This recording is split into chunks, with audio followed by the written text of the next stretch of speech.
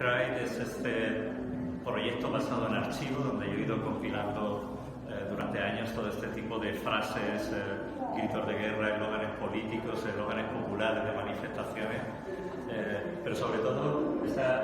lenguaje de la retórica política donde los políticos nos intentan meter la moto utilizando propaganda, utilizando técnicas de marketing donde quieren reducir todo su discurso político, lo que vamos a votar para que tiene una repercusión en los próximos 4 años, lo quieren reducir en una sola frase, en un solo eslogan o en una sola palabra muchísimas veces, ¿no? Toda la habitación, toda esta sala está diseñada como estos espacios, la imagen que tenemos de un espacio psiquiátrico donde se quiere aislar a gente que puede tener problemas de interpretación de la realidad, problemas mentales, ¿no?